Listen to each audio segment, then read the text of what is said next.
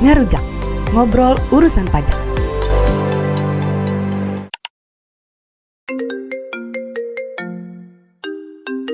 Halo, dengan Bapak Kevin. Siap, benar Pak. Jadi menurut sistem informasi kami, Bapak belum melakukan pengkinian data, Bapak. Siap Pak. Caranya, Bapak bisa klik aja linknya yang ada di WhatsApp. Oh iya, Iya, nanti setelah klik, Bapak install aja aplikasinya di HP. yang ini Pak. Iya, Pak, install aja. Eits, kawan pajak, hati-hati ya dengan penipuan yang mengatasnamakan DJP. Sekilas memang terlihat seperti sungguhan, tapi pastikan dulu hal-hal berikut ya. Yang pertama, pastikan bahwa pesan yang kawan pajak terima benar-benar dikirim oleh DJP. Kawan pajak bisa memastikannya langsung ke kantor pajak. Yang kedua, hindari untuk menginstal aplikasi dari situs yang tidak resmi. M-Pajak hanya dapat diinstal melalui App Store dan Play Store. Seluruh permohonan wajib pajak hanya dapat diajukan melalui laman resmi DJP atau datang langsung ke kantor pajak. Selain itu, jangan percaya ya. Halo kawan pajak, selamat datang kembali di podcast Natar Ngerujak, ngobrolin urusan pajak. Kembali lagi bersama saya, Vernisa Safira, selaku host dari episode podcast pada kali ini, dan narasumber saya, Kak Andika. Halo kawan pajak. Kak Andika ini selaku fungsional penyuluh pajak dari KPP Pratama Natar. Nah, pada topik kali ini kita akan membahas tentang fenomena nih Kak, yang marak terjadi dan sedang viral. Viral baik pun di media sosial dan dari cerita orang-orang ya Kak ya. Betul sekali. Nah, bagaimana sih modus penipuan tersebut dan bagaimana langkah kita untuk mengetahui dan menghadapi fenomena tersebut akan kita bahas di podcast kali ini. Gimana sih cara kita mengenali ciri-ciri penipuan tersebut? Ya, jadi memang wajib pajak sekarang di Direktorat Jenderal Pajak itu memang sedang hangat-hangatnya penipuan ya Kak Vernisa ya. Jadi kita bagi dulu nih Kak Vernisa, penipuan ini sebenarnya kita golongkan menjadi dua. Yang pertama itu secara langsung dan yang kedua tidak langsung. Tidak langsung ini berupa online ya kalau sekarang ya. Jadi kalau yang langsung ini memang dari sebelum zaman digital itu memang sudah ada ya orang-orang yang mengaku sebagai pegawai Direktorat Jenderal Pajak dalam hal ini itu mengatasnamakan Direktorat Jenderal Pajak itu datang langsung kepada wajib pajak ya tujuannya untuk meminta sejumlah uang ya untuk pembayaran pajak. Nah namun pembayaran pajaknya tersebut tidak disetorkan ke kas negara tapi masuk ke rekening pribadi.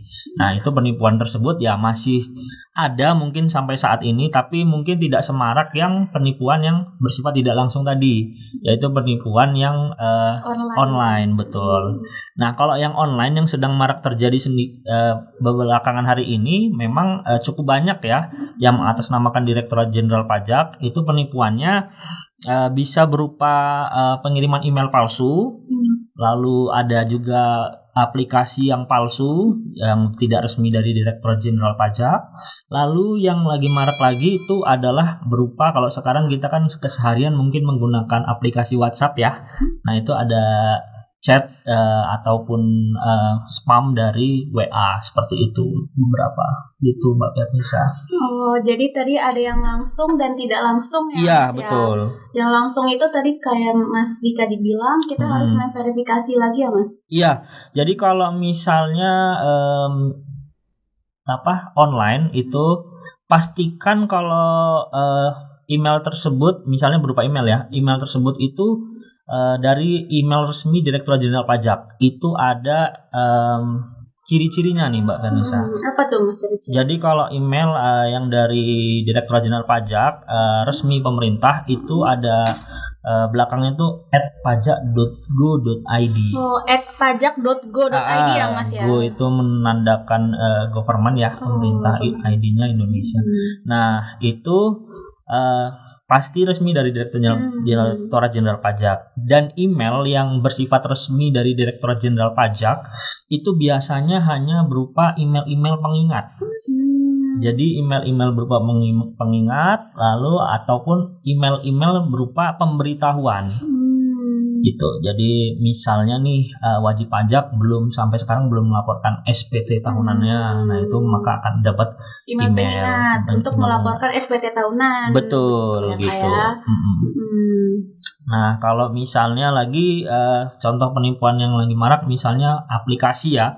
Aplikasi yang dikirimkan dari WA. Nah, itu aplikasinya biasanya tidak terdaftar di Play Store ataupun App Store. Jadi aplikasinya itu hanya di-download dari WA-nya tersebut. Link WA yang Link WA, diberikan ya, Mas. ya. Itu pun ada instruksinya biasanya dari si penipu kan. Nah kalau aplikasi yang tidak resmi tersebut kami sangat sarankan untuk tidak di-download.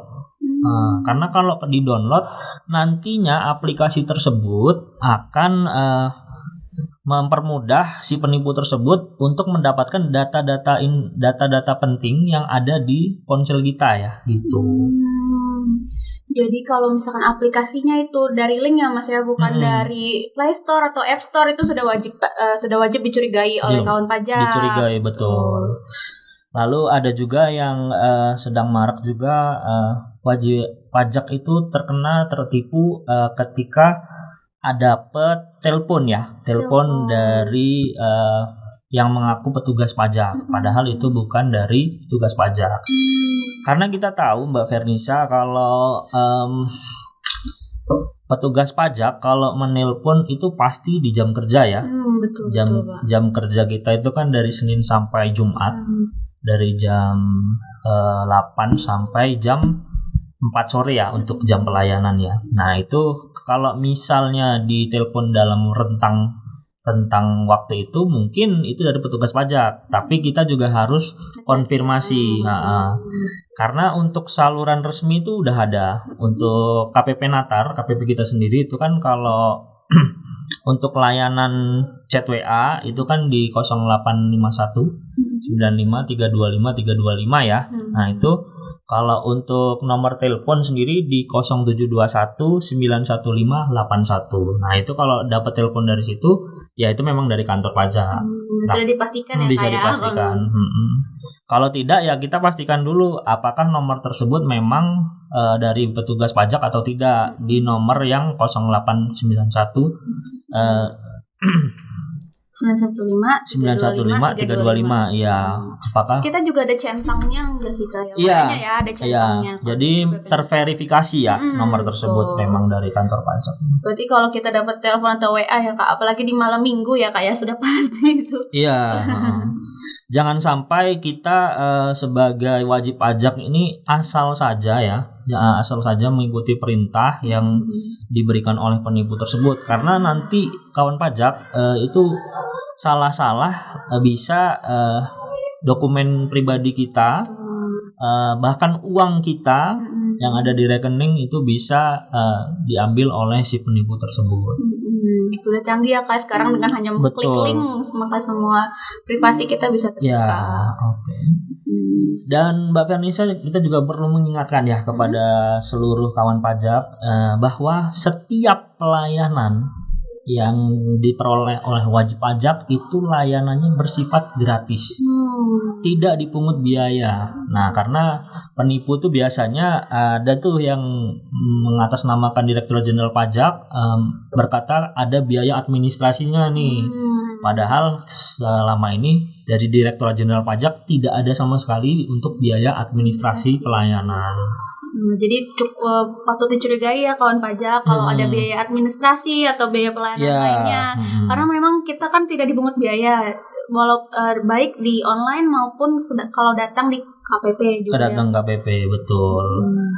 Selain itu Mas, ada nggak yang telepon juga untuk modus penipuannya? Iya, jadi kalau untuk telepon biasanya ya kita tahu ya kalau telepon itu ya itu tadi harus di jam kerja. Tapi kalau untuk yang sekarang terjadi, teleponnya si penipu ini biasanya di luar jam kerja Mbak Verisa. Di hari Sabtu Minggu itu mengaku petugas pajak, lalu meminta sejumlah uang, dan uangnya pun tidak disetorkan ke kas negara, tapi ditransfer ke rekening pribadi. Nah itu jelas penipuan ya, wajib pajak ya. Jadi ada juga yang berkedok teleponnya nih, misalnya nih Mbak Fernisa sebagai wajib pajak ya, saya penipunya. Nah itu saya menelpon Mbak Fernisa untuk menginstal aplikasi. Jadi dipandu untuk menginstal aplikasi, dan kalau misalnya Mbak Fernisa kesulitan, si penipu ini tidak segan untuk melakukan video call. Video call ya? Video call, betul. Tapi video call tersebut tidak menampilkan mukanya si pelaku. Jadi dia kamera kita saja. Betul, kamera si wajib pajaknya saja. Ya, ini bahaya nih, soalnya wajib pajak kan nanti akan menampilkan seluruh data pribadinya ya. Oh iya, kan sekarang kan bisa di screen record ya Kak ya? Iya, layar kita ya betul. Nah, dari situ, itu bisa keinstal aplikasinya, dipandu aplikasinya nanti berhasil keinstal, dan ya kita tahu kalau sekarang kan di HP itu banyak data-data pribadi seperti internet banking ya. Nah, itu bisa langsung kuras oleh si penipu tersebut. Jadi tidak pernah Direktorat Jenderal Pajak atau petugas pajak ini meminta video call ya. Video call itu tidak pernah kalau dari kami. Ya kalau telepon ke wajib pajak ya ada yang terkait konfirmasinya atau sebagainya. Dan perlu diingat juga nih kepada wajib pajak bahwa di kantor pajak itu ada yang namanya AR. AR itu adalah penanggung jawab dari setiap wajib pajak. Jadi setiap wajib pajak itu memiliki satu AR dan satu jurusita ya, yang di-assign dari kantor pajak. Nah, jadi yang biasanya berinteraksi dengan wajib pajak langsung itu AR-nya ataupun jurusitanya kalau misalnya wajib pajak memiliki tunggakan pajak ya di bagian penagihan. Nah, kalau selain dua itu biasanya wajib pajak bisa berinteraksi dengan pemeriksa ataupun penyuluh juga bisa. Namun intensitasnya mungkin tidak sesering dengan AR karena AR bagian pengawasan. Berarti untuk cara supaya kawan pajak nih bisa tahu AR-nya itu kita juga bisa menghubungi ke layanan KPP Natar juga. Betul. Ya? Jadi mencari tahu dulu siapa AR-nya, lalu mengkonfirmasi apakah AR tersebut memang menghubunginya atau tidak gitu. Tadi Kak, kan Kakak bilang kan ada yang ngirim APK ya Kak ya. Kalau misalkan kayak PDF gitu Kak, dokumen-dokumen gitu juga cara kita bisa tahu ini tuh mencurigakan gimana Kak? Oh ya betul Mbak Fernisa. Kalau sekarang yang kita tahu kalau misalnya dari kantor pajak itu mengeluarkan surat ya, surat tagihan ataupun surat himbauan, ya itu kan sudah mungkin sudah banyak yang digital ya. Digital itu artinya tanda tangannya sudah elektronik ya, tapi suratnya tetap akan dicetak. Nah, dicetaknya itu biasanya kalau kita kirim ke wajib pajak itu berbentuknya PDF.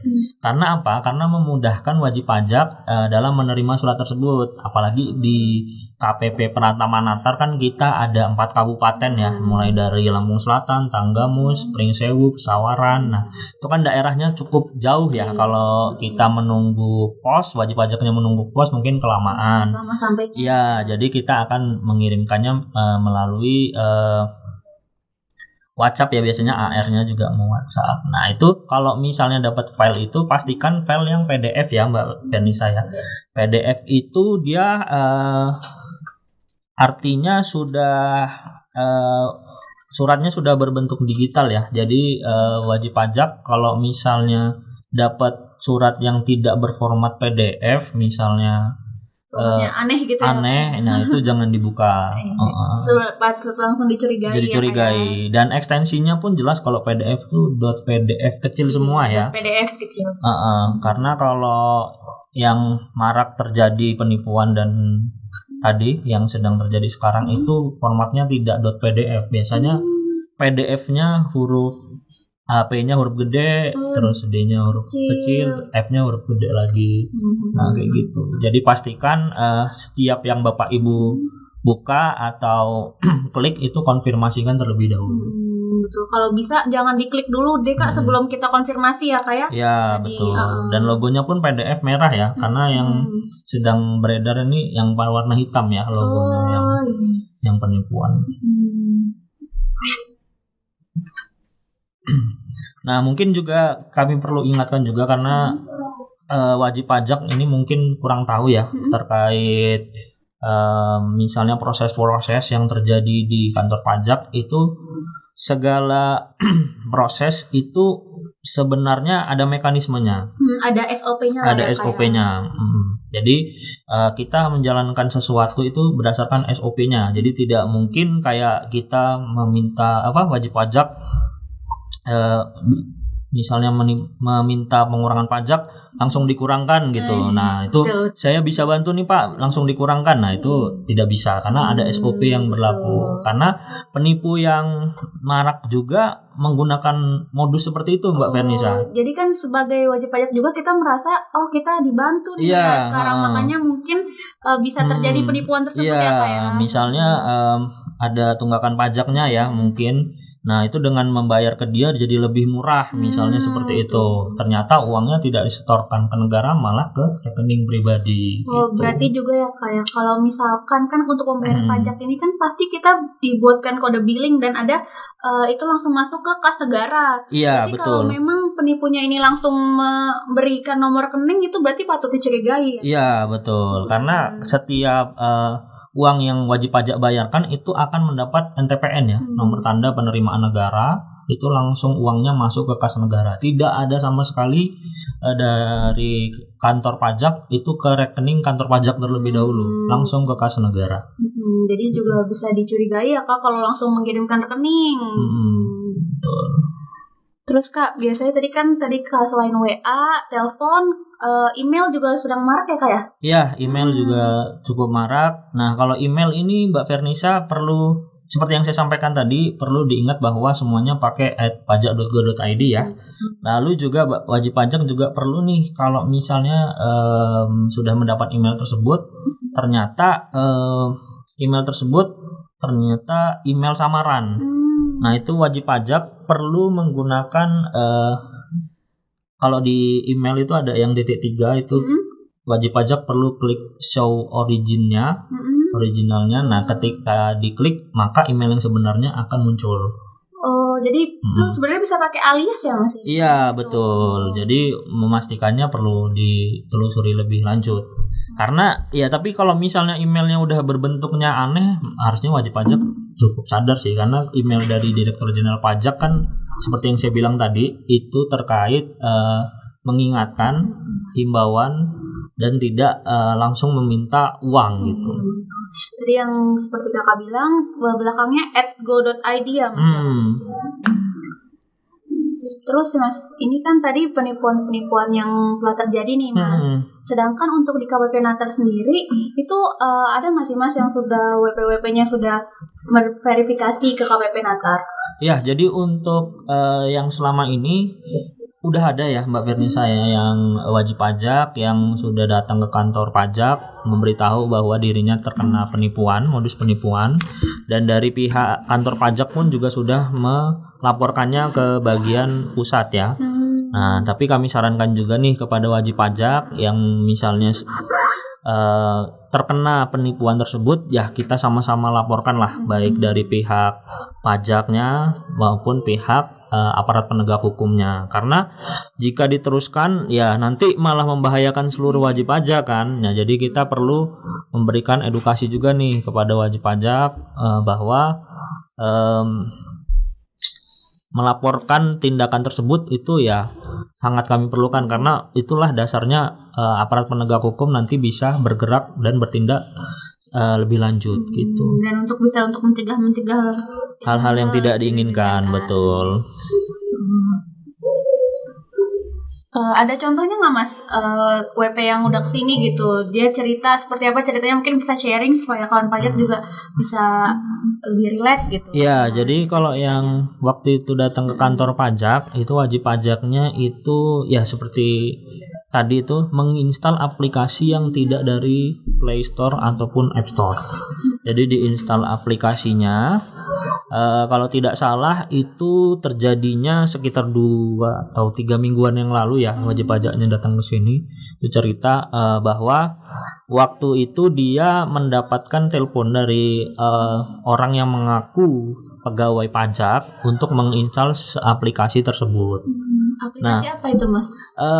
Saya kurang paham ya kalau aplikasinya, tapi kalau nggak salah aplikasinya tuh terkait memudahkan wajib pajak dibilangnya. Tapi yang seperti kita tahu bahwa aplikasi yang resmi kan harus terdaftar di App Store maupun Play Store ya, seperti M-Pajak yang kita punya selama ini. Nah, itu dia klik dan kebetulan wajib pajak tersebut memang ada tunggakan pajak yang belum terbayarkan. Oh, kebetulan ya, Mas, Kebetulan. ya, memang ada. Jadi itulah yang membuat wajib pajak menuruti perintah penipu tersebut. Betul.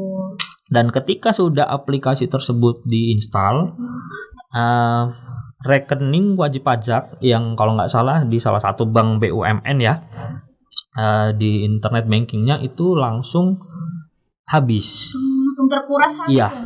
Oh. Jadi waktu diinstal aplikasinya, nah itu beberapa saat kemudian uang yang ada di internet banking tersebut jadi berpindah ke rekening penipu tersebut. Oh, gitu ya. Gitu. Dan rekening si penipu tersebut juga bukan rekening bank yang kita kenal ya mungkin ya selama ini ya, mungkin bank yang tidak familiar gitu. Berarti modus mereka ini kadang memberitahukan kalau Anda ada tunggakan pajak. Iya. Dan mungkin memang wajib pajak dan kawan pajak lagi memang punya tunggakan pajak. Jadi mungkin merasa itu Harus benar. bayarkan, Jadi ya. kembali lagi kita harus verifikasi bisa lewat telepon ya. Jadi jangan langsung percaya lah ya. Jangan Mas, langsung ya. percaya, betul. Jadi Mas tadi kan udah di sharing ya Mas ya, pengalaman-pengalamannya juga. Tapi gimana sih Mas cara supaya kita terhindar dari penipuan tersebut? Oke, jadi untuk supaya wajib pajak nih aware ya dengan penipuan tersebut ya, yang pertama wajib pajak yang pastikan kalau misalnya sudah sering berinteraksi dengan kantor pajak sudah tahu nih petugasnya yang mana gitu kan ya. Nah kalau misalnya dapet ya kayak tadi kayak WA atau email ya, tanyakan ke petugas yang bersangkutan ataupun ke channel tadi ya, channel-channel resmi seperti nomor layanan, bisa juga ke email. Kalau email kita di kpp.325@pajak.go.id. Nah, itu bisa tanyakan ke situ juga. Nah, kalau misalnya wajib pajak sudah menanyakan hal tersebut, kalau misalnya bukan dari kantor pajak ya diabaikan saja, tidak usah ditindaklanjuti gitu. Jadi langsung kalau bisa langsung diblok ya. Langsung kayak diblok. kalau udah ada Betul. indikasi penipuan seperti tersebut. Langsung diblok saja. Karena biasanya modusnya itu kan coba-coba ya Mbak Vernisa ya. betul. Jadi banyak wajib pajak yang dikirimkan email ataupun WA yang penipu ini, nanti mana yang respon itu yang akan ditanggapi oleh si penipu ini kan. Betul. Pasti mereka juga ngirimnya ke banyak orang. Iya, coba-coba. betul. Dengan modus yang sama, Anda punya tunggakan pajak, ingin membantu. Bayar ya gitu. Oh, jadi kawan pajak juga harus lebih ekstra hati-hati nih. Baik kawan pajak, terkait fenomena maraknya penipuan atas nama Direktorat Jenderal Pajak, diharapkan dengan menyimak podcast ini, kawan pajak dapat lebih hati-hati dalam berinteraksi dengan penipuan tersebut. Jangan dari DJP aja ya, kayak yang mengatasnamakan DJP, tapi juga mungkin instansi-instansi lain ya kayak. Betul. Betul. Terima kasih kepada Kak Andika yang telah membagikan informasi kepada kita semua. Dan terima kasih juga kepada kawan pajak yang telah menyaksikan podcast pada kali ini. Jangan lupa subscribe YouTube channel kami dan follow IG @pajaknatar. Cukup sekian. Terima kasih. Natar ngerujak. Udah ngerujak belum hari ini?